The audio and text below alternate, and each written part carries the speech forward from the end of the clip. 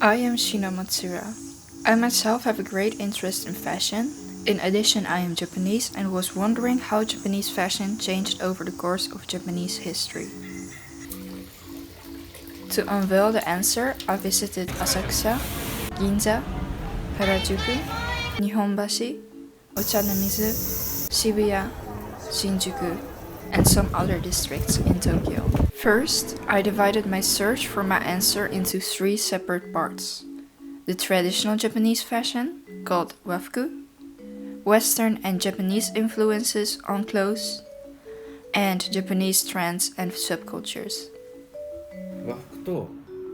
The difference between wafuku and Western clothes is that the Western are made for a certain body type, while wafuku is made out of one piece of cloth.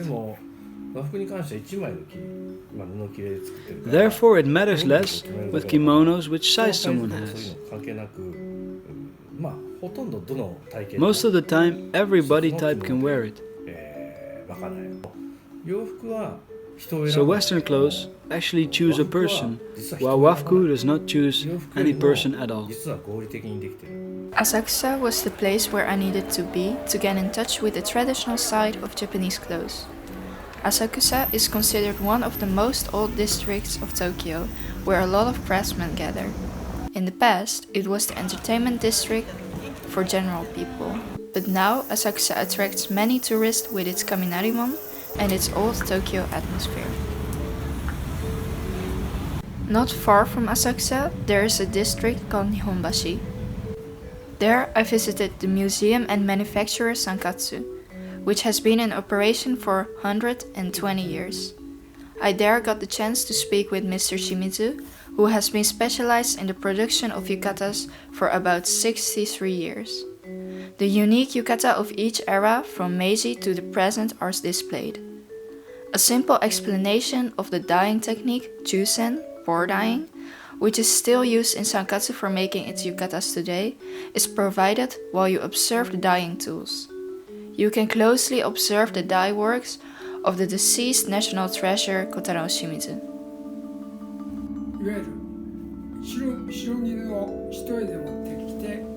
Yukatas appeared first when people started taking baths with one layer of cotton kimono. Those kimonos were seen on Japanese prints, and soon general citizens started wearing those outside around the final years of the Edo period.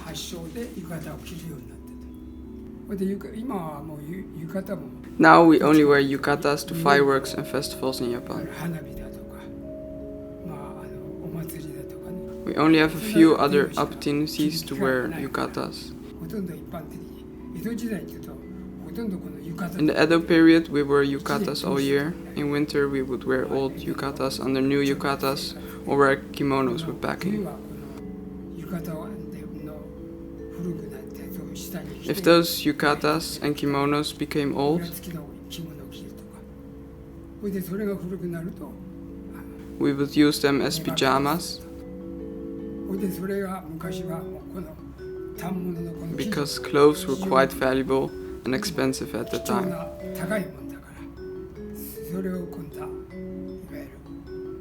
Then again, we would use old clothes as baby diapers, then as dust clothes, and afterwards we would throw it away.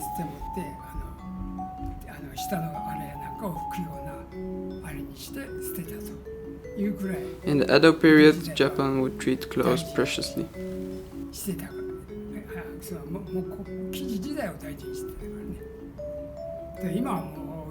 Nowadays, at the most, we wear yukatas once a year, and clothes are dyed with screening, which makes production in China cheaper than Japan.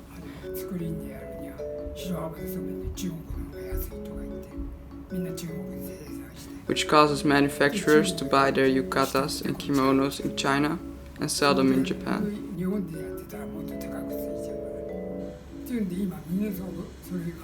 That takes 90% of Japan's total yukata and kimono supply. I took a stop at Ochanomizu. There I met Mr. Kobayashi of Y & Sons,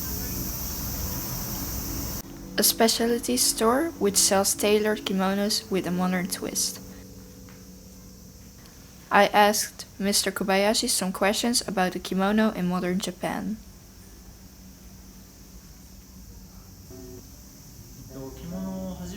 People who wear kimonos for the first time are the majority. 70 to 80% wears them for the first time when coming to our shop. The remaining 20 to 30% already possesses a kimono. For instance, those people take part in tea ceremonies, but most people experience the kimono for the first time. In age, people in their 30s are 50% of our customers. The remaining 50% are people in their 40s, 50s, then 20s. This is a statistic based on our yearly profit. But if we look at the yukata season, summer, we see that the age range of our customers becomes younger. Not differing from the rest, people in the 30s are the majority. But then in the second place come people in their 20s.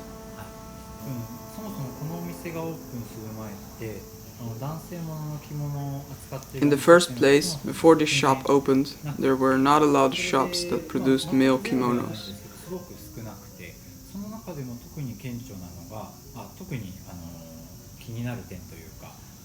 Then the most concerning part was that people who liked fashion, who wanted a shop where they could buy the kimono they wanted, did not exist.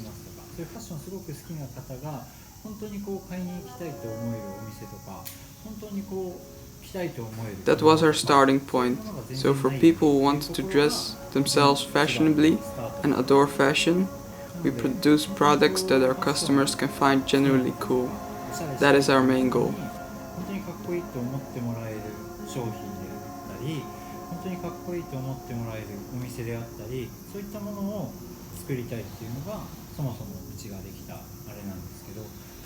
Also, people wanted to wear kimonos for a long time, but were not comfortable buying kimonos at department stores or could not find the kimono that they were looking for.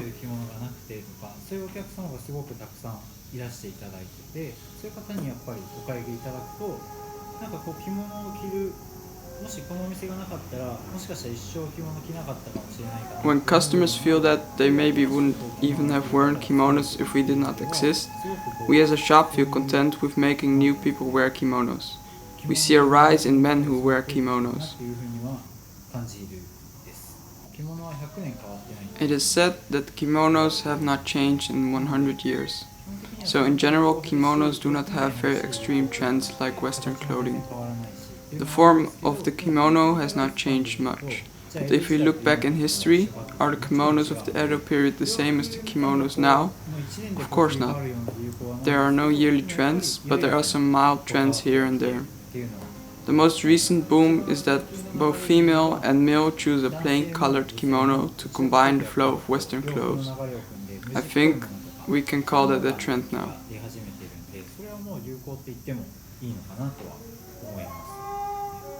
After all, there are few people who wear kimonos, which makes it difficult for trends to be born. That, I think, is the reason why there are only a few trends.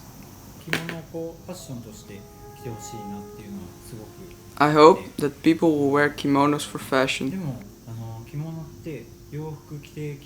But the thing is that when you wear kimonos and Western clothing, you experience Western clothing as more comfortable and easy. Western clothes also take little time to wear. Furthermore, when it's raining, when you go out for dinner, kimonos are absolutely more inconvenient.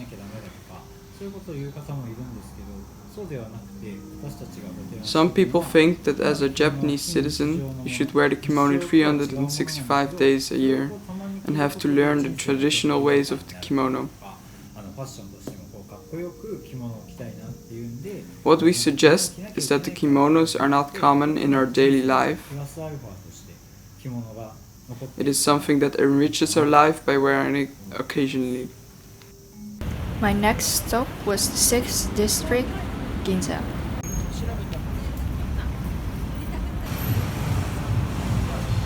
The first shopping district in Tokyo and the district with the highest land price.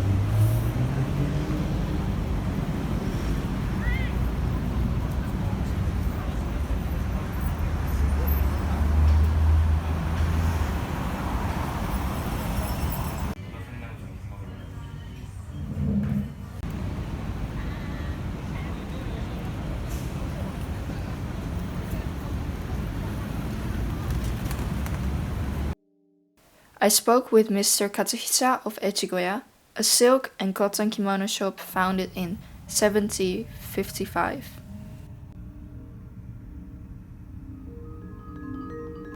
In the past, kimonos were worn daily. Now people hardly wear them anymore. Although some people may want kimonos, but even then do not know how to fold them. In the past, people like your grandmother would know and teach you. But those kind of people are becoming a minority. Also, people started to not live in the same house as their parents and grandparents anymore.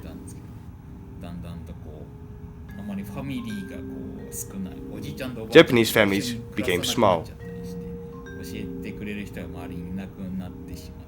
That caused people to not know anymore how to fold and clean kimonos. We as a shop need to teach you how our customers can do that and link that with the setting of our products. There are no particular trends in kimono.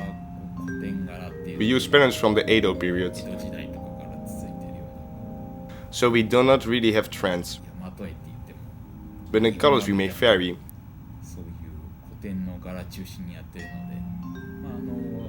In the past, the roads and paths consisted of dirt and wood. Now we have concrete buildings and paths. So we try to make our kimonos fitted to the new urban environment.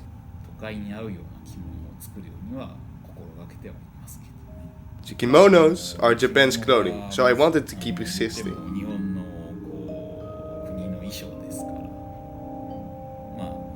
But unfortunately, they are made of silk, cotton and hemp, which makes kimonos so expensive.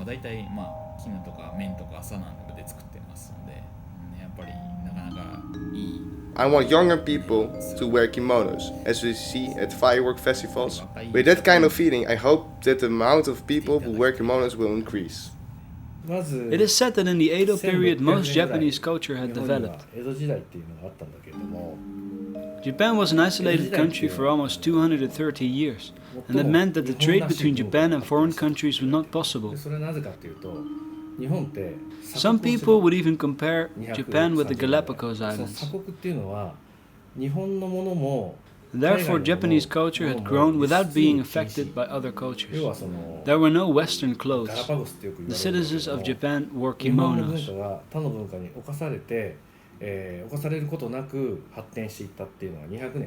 The Edo period ended and the Meiji period began. The Japanese politics changed from a system called the Edo Bafuku to a system with an emperor.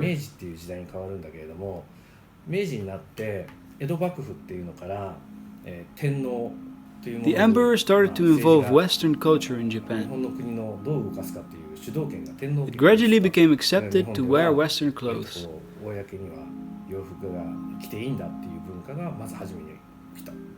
Also, the Meiji period is known as the period where the samurai disappeared.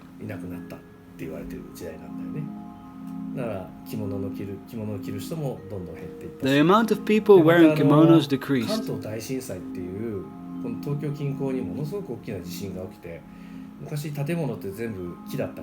Also, the great earthquake of Kanto, which took place around Tokyo, burned a great part of Tokyo.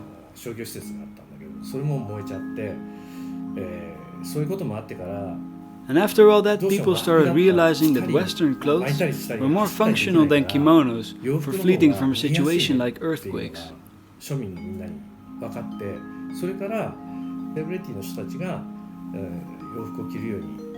And also celebrities started wearing Western clothes to mimic Western fashion and to catch up with the 200 years of isolation. People started to encourage each other to wear Western clothes, but it was not that simple because Western clothes were expensive. And yet, because of fires and earthquakes, people thought they could not flee without Western clothes. So the lower class started wearing Western clothes, and the Westernization of Japan gradually took over. After getting to know the history of traditional Japanese clothes, I tried to shift my focus to Western clothes. To get an insight into Western clothes in Japan, I traveled to Mr. Takahashi, the director of Tailor Ginza Takahashi. His shop was founded 128 years ago and is the most historical men's tailored suit shop in Ginza. With a cup of coffee, we proceeded our conversation while I was taking a look at the inside of the shop. The place where gold coins were made was in Nihonbashi, where the National Bank of Japan is located this day. Gold coins were made there, and Ginza was the place where silver coins were made. From that the name Gin, meaning silver, and Sa, meaning coin, had been created. In the Edo period, Ginza was a city of craftsmen. Ginza was divided into multiple cities based on the craft that took place there. There were different cities with different names. That gradually changed and the present Ginza appeared. That took place around the Great Kanto earthquake, where everything of Ginza was burned down.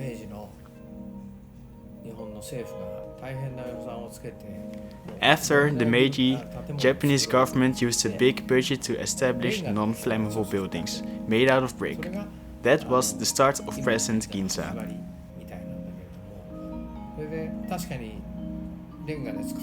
The city made of brick was built.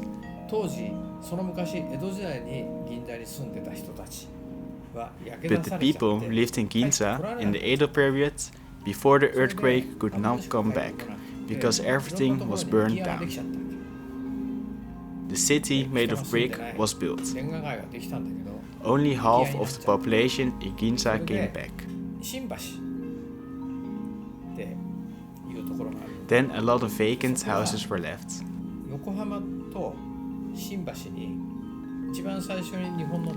In addition, between Shimbashi and Yokohama, the first train of Japan was constructed. Yokohama was the first place where foreigners would arrive first with information about foreigners' clothing and goods.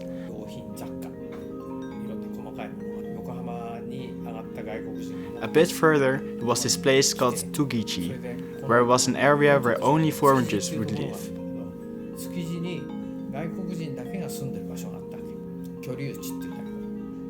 The foreigners would travel to Tsukiji with their information. That was then seen by the merchant of Ginza.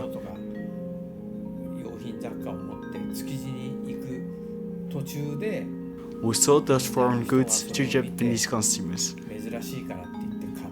Because of this, a lot of businesses started popping up.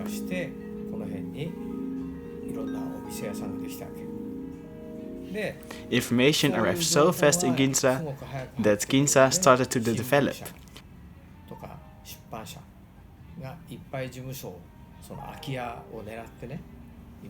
Newspapers and publishers would use the vacant spaces in Ginza. Then the city of Ginza had become the starting point of culture. The kimono is made to fit Japanese people the best. Western clothes are made to be fitting for Western people. So when a Japanese person wears suits, it is pretty difficult to look cool. That is the biggest problem. Suits are made for Western bodies with longer arms and legs, with more form in their bodies, like the English. It is hard to dress the small and petite Japanese.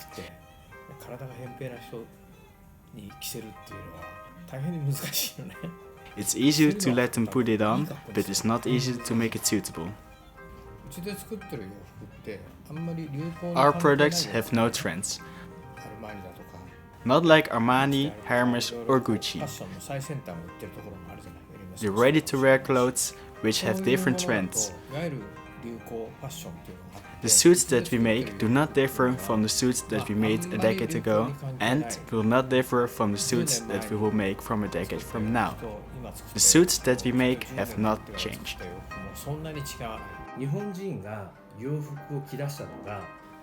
The moment that almost every Japanese person started wearing Western clothes and wearing less wafuku was in 1945.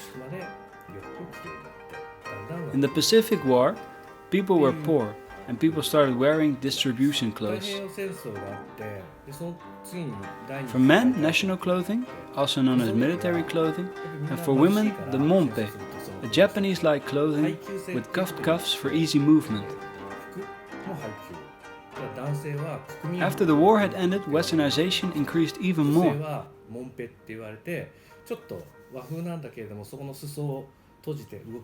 And since events like the Kanto earthquake in 1923, the normal class of Japan thought that Western clothes were actually more functional for moving and fleeing.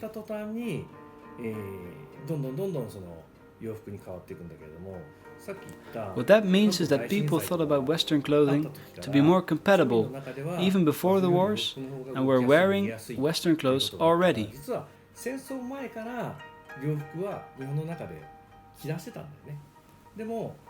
But after the war, people were not wearing Western clothing nor wafuku.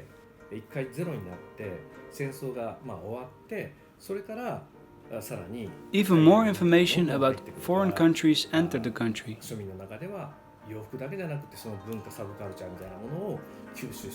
And that led to the making of subcultures and the big change of Japan.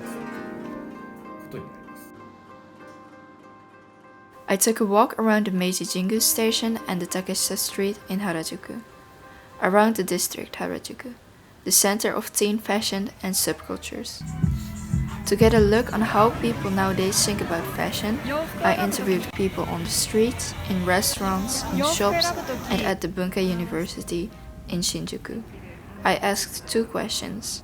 Is there anything you care about when you choose clothes?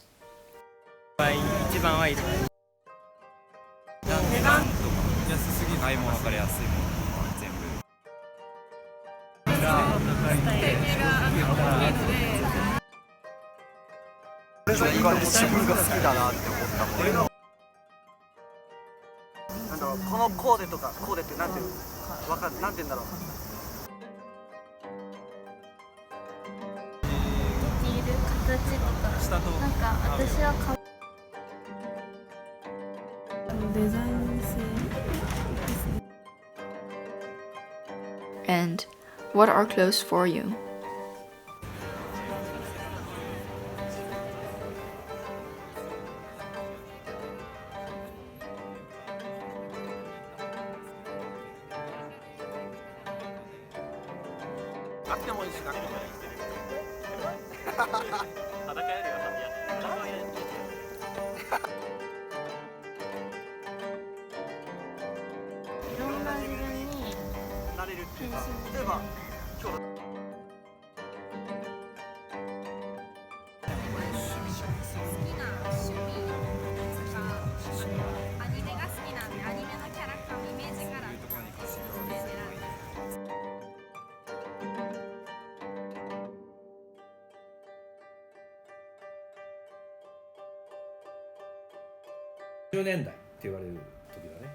The 50s are said to be the first period of fashion. The rockabilly boom and the style based on Audrey Hepburn.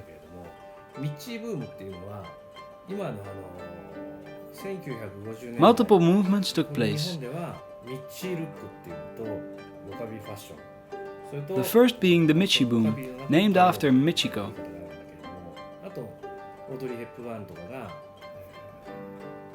Michiko is comparable to the English princess Catherine. Our emperor married, and his son also married a normal citizen. That normal citizen was Michiko's son.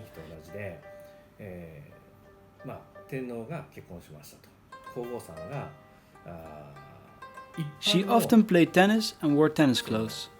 A v-neck, white sweater and a white skirt.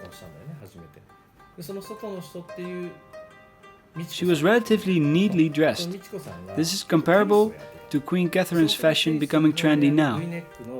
白のセーターだったり、白のスカート履いてたり割と清楚な格好されたんだけど、それが People started to mimic Michiko's fashion. みんながこぞってみちこさんのファッションを真似ていったということで The Michi boom was born. 一つありました。それと日劇ウエスタンカーニバル。 Second is the Nishigiki Western Carnival, 簡単に言うと the first music festival that took place in Japan. それが日本人のアーティストがこぞって、ミュージシャンが海外のミュージシャン Japanese musicians imitated foreign musicians, and the rockabilly fashion had started. ファッションが始まってで、さっき言った太陽族って言ったんだけれども、これは The Taiyozoku was inspired by a film based on a book by Ishihara Shintaro. 土地で生まれた人だけれども、その人の本が映画になりました。 In that film, the youngsters wore aloha shirts, sunglasses, and white pants. アロハシャツにサングラスかけて太めのパンツを履いてたっていうちょっとロカビ It had some resemblance to rockabilly fashion, but then more tropical. ファッションがすごく流行ってもう一つあるのが Another influence was Christian Dior's new look, with shoulders that were made round and which enhanced the femininity of the 女性 wearer. らしさを追求したファッションがヨーロッパで出てきたんだけど、これはもう実は世界的にヒットしてて This was internationally big, し also in Japan. オードリー・ヘップバーンの映画の影響でそういうファッションが要は The influence of Audrey Hepburn's movies made that kind of fashion more booming. カリスマと一方で映画だったり音楽だったりっていう In the 50s, role models like Michiko-san and music and movie role models influenced fashion.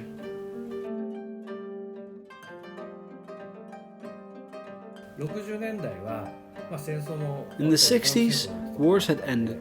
The Vietnam War, for instance. The flow of hippies from America came to Japan. They wore simple t-shirts with denim bell-bottom pants.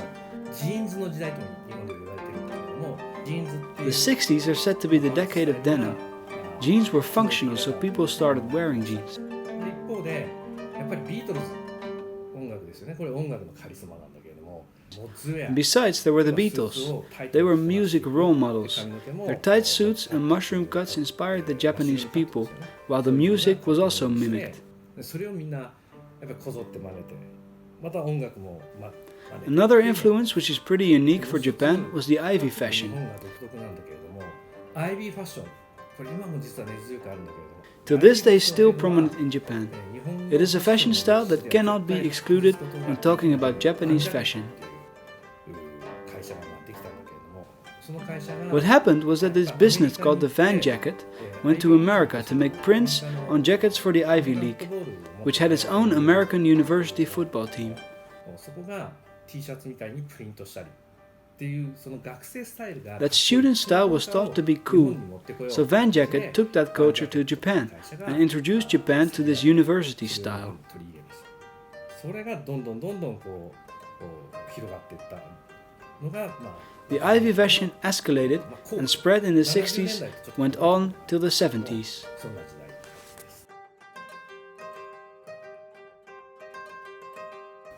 70年代は The 70s were also filled with denim like the 60s, but in this decade movements took place. アンノン族、そしてニュートラ、ハマトラっていう They were called the Anon tribe, New Trad, and Hama trad.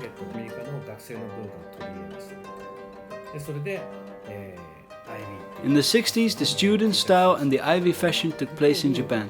アメリカのサブカルチャー、テニスとかサーフィンだとか So the American sports like tennis, ice hockey, and baseball started to be popular in スポーツ Japan. が日本でも人気になってきて、会社で社会人リーグ Then people started to wear clothes that were comfortable to move in, like training sweaters with short pants and jeans. がやっぱりトレーナーっていうトレーニングするウェア There was also this Miyuki tribe, which consisted of teens who were hanging out in the Miyuki street, who took in the Ivy fashion. のスタイルがあります。みゆき族っていうのが実はあるんだけど、銀座でみゆき通りっていう通りにたむろしてる若者たちが Thereafter came a movement which was against the jeans. They were female university students in Kobe and office ladies who wanted to wear more beautiful, feminine, and sophisticated fashion. ちょっと違うんじゃないって They wore tight skirts with blouses instead of a t-shirt. That movement spread from Kobe to the outside.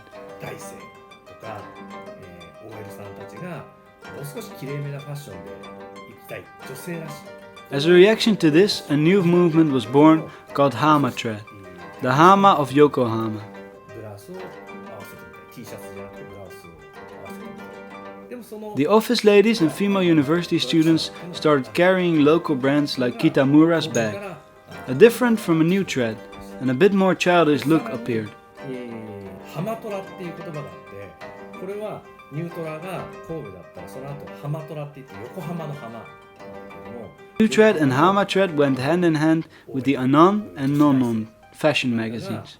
地元のブランドで北村のバッグとかあるんだけれども、そういう地元のちょっと保守的なトラディショナルな These were Japanese fashion magazines that in the eyes of young people were very stylish. もう少し子供っぽいファッションをこよなく愛したっていうこの2つがムーブメントを起こしました。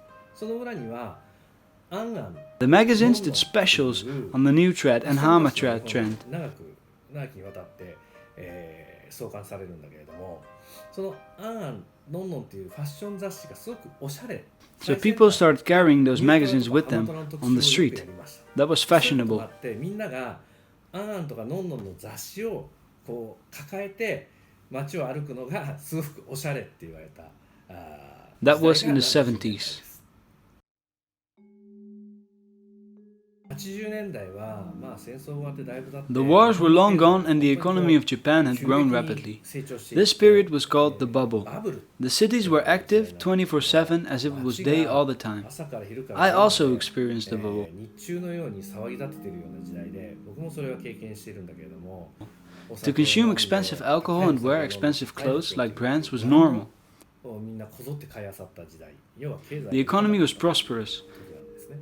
でそこに流行ったのが DC ブラン At ド。 that time, the DC brands, designers, and characters brand became popular. ジャーモさんだったり、川久保玲さんだったりっていうのがパリコレにし Designers such as Yoji Yamamoto and Kawakubo Rei took part in this boom. 健三さんっていうのがいるんだけれども、もっと They introduced their works at the Paris collection. 海外に出てった年。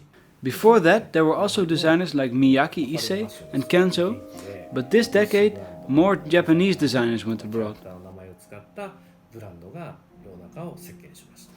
Then the Japanese apparel fashion became booming, and brands that used designers or characters became big. まあこれも日本特有なんだけども、体にピッタピタで Furthermore, there was this thing called body conscious, a unique Japanese style where the clothes were super tight on the wearer's body, so that the wearer's body line was visible. すごくお立ち台って言われる This style often paired with dancing and waving with fans and fur ド on リ it. クルーみたいなのがあったんだけど、その時の女の子たち This happened っていうのが at the Otachi Dai in the bubble, which looked like a disco party where they danced like crazy. At that time, office ladies walked the streets with those clothes. それとは別に That is pretty unimaginable in today's society. 渋カジもちょっとヒッピーだったりっていうその時代ともちょっと似てる Different from the body conscious, there was the Shibukaji trend. もしくはポロシャツ Shibukaji had some accents of the hippie style. They wore t-shirts or polos with jeans and chino pants. A very simple and natural style. って言われる人たちなんだけれども、でも But the similarity with the DC brands, Body Conscious and Shibukaji, was that every style used brands. 共通しているのは、それでもみんな This is the characteristic of the bubble period in the 80s. 特徴です。90年代は We have finally come to the 90s. The 90s were filled with a lot of influences from the 80s, but there were also aspects of fashion that changed completely. って言われてました。日本はバブルの崩壊ですごく不景気になっていって、ファッション全体もまあ Japan had been facing a recession after the bubble period, and people started to wear more simple clothes.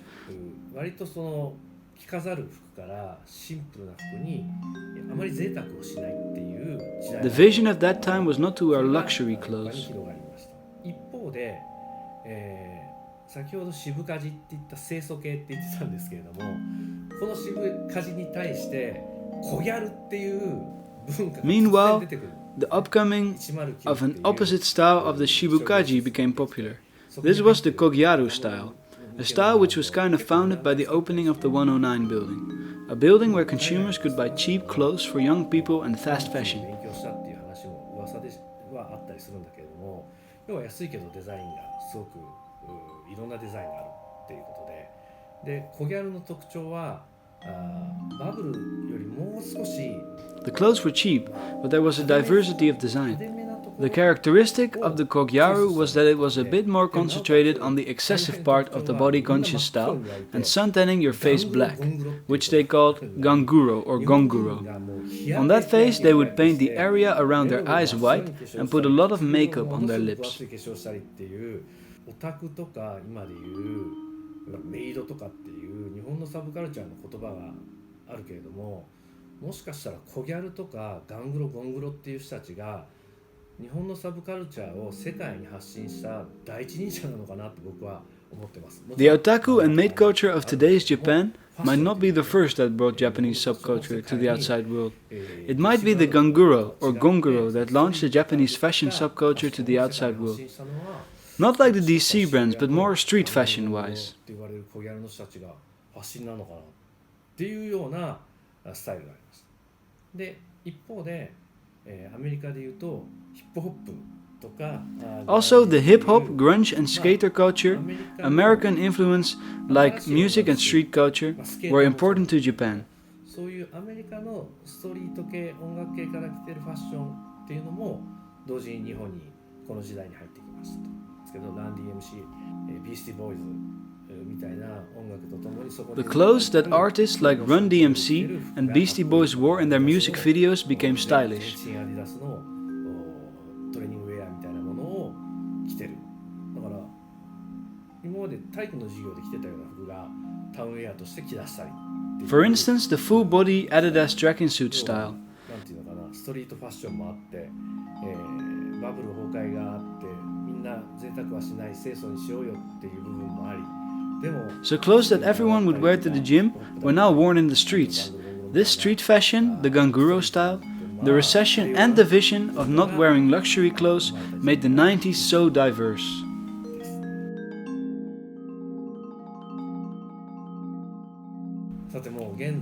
2000, still recent, was a time of mixed culture and mixed fashion. There were no big musicians, film stars or people like Michiko-san. There were no role models. There were no fashion leaders in 2000.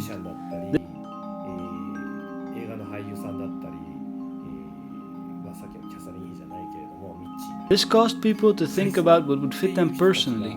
The citizens of Japan started to look for clothing that fitted them.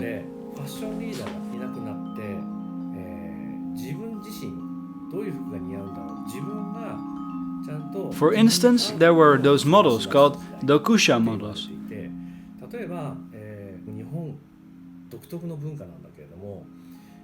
Magazines like Anon and Nonnon first had pro models on their pages, but because of the recession, they had no money to afford that anymore.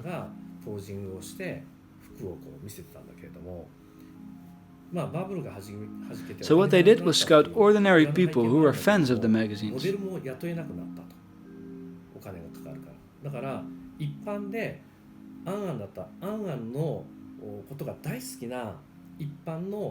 People who could be your neighbor or friend could be seen on the magazine.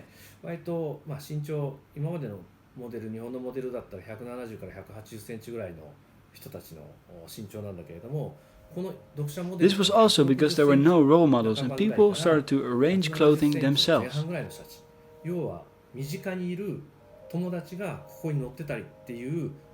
This was the Dokusha model movement in the model industry.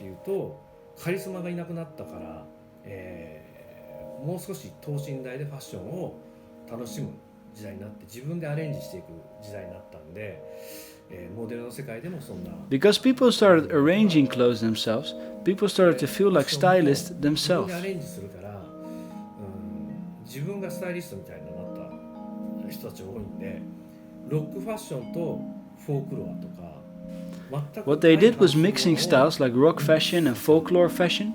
They put completely separate styles together.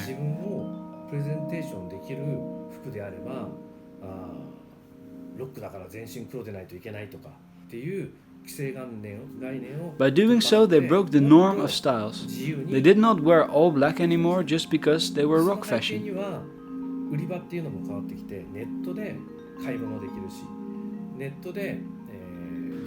People became liberated. Furthermore, people could now buy and sell fashion online, also from foreign countries, which made the Japanese fashion culture even more diverse.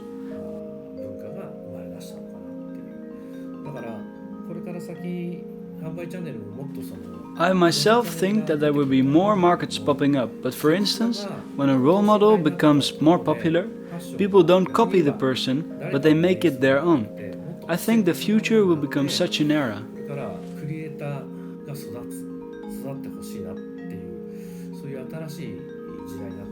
In short, we were unconsciously wearing wafku, and after the war we were wearing Western clothes.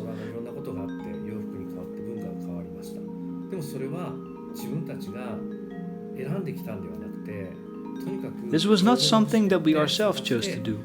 We were just craving for information.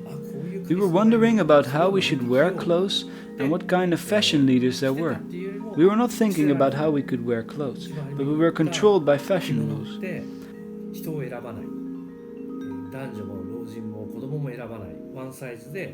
As I've said before, kimonos don't choose the wearer. Everybody could wear kimonos.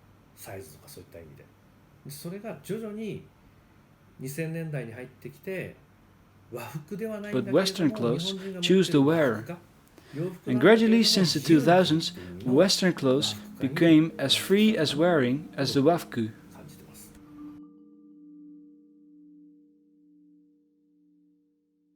The more avant-garde, eccentric and daring subcultures of Japan came also like trends after the Second World War.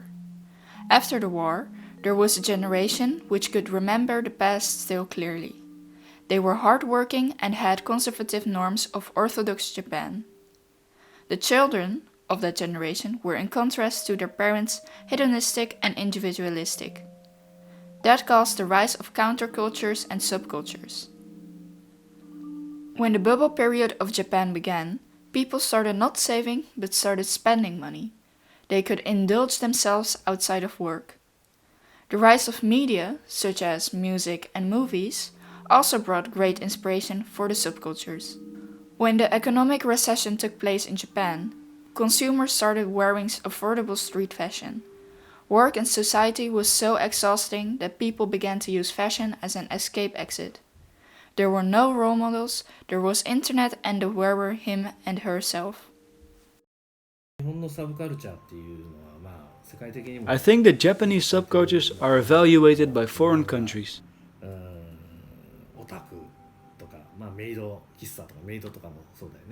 Things like manga, otaku and maid cafes, for instance.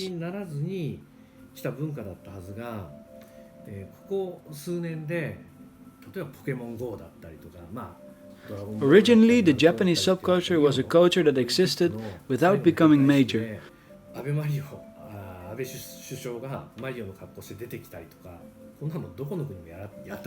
But in recent years it had become major with things like Pokemon Go, Dragon Ball Z, Naruto and the Olympics in Rio where Abe Mario, the president wearing a Mario costume, was presented.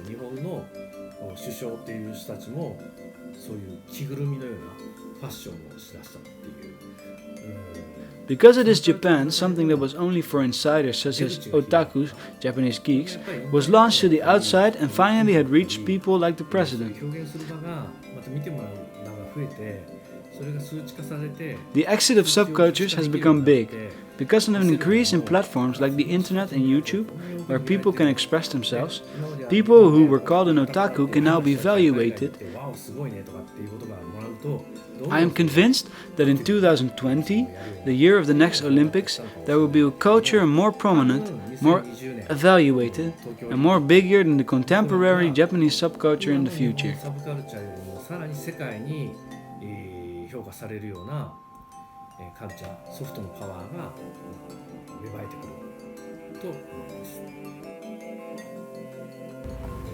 At the beginning of Japanese fashion history, Japan wore traditional Japanese clothing, the kimono. In addition, several types of Japanese traditional clothing were worn. among others the furisode, uchikake, and yukata. The traditional clothing has had different goals, shapes, color combinations, and techniques. The value of the kimono has also changed. Kimonos makers became more advanced in their profession. Because of this, making kimonos became an art form, and so kimonos became more expensive. Parents also passed on their valuable kimonos to their children as family titles. In addition, the influence of the West changed the production system of kimonos in Japan. There were informal kimonos and department stores filled with them. Despite this change, the kimono has retained its characteristic appearance. The kimono has changed little. After 200 years of separation from the outside world, Japan opened its doors again for trade. Culture transfers took place between Japanese and Western culture. Gradually, the Japanese population began to wear more Western clothing, such as uniforms. At the same time, a mutual interest took place. Western fashion designers were inspired by Japanese techniques and clothing. In the course of history, certain major changes took place, such as the major earthquake in Kanto and the Second World War, which caused the middle and low class of Japan to think about the functionality of traditional Japanese clothing. They could not easily work, move, and mainly flee emergency and danger, which caused the westernization of the Japanese fashion. After the World Wars, the Japanese attained more time and money to express their sense of fashion. Different trends and subcultures arose, some completely based on the West, others based on Japanese influences, and some a mix of West and Japan. As Japan grew, the more Japanese culture mixed with other influences and less traditional Japanese clothing was worn. Still, Japan retained something eccentric, something typically Japanese. That is how Japanese clothing changed and is changing in the course of Japanese history. I myself hope that the traditional Japanese culture will continue to exist together with the kimono. In addition, I am very curious about Olympic Games in 2020, which might bring big changes for Japan. I hope that because of such great events and changes, various new styles will arise. I hope that it will be a unique style, culture, and clothing that differs from the West. I am very curious about the future Japan. Perhaps then I can make a documentary again.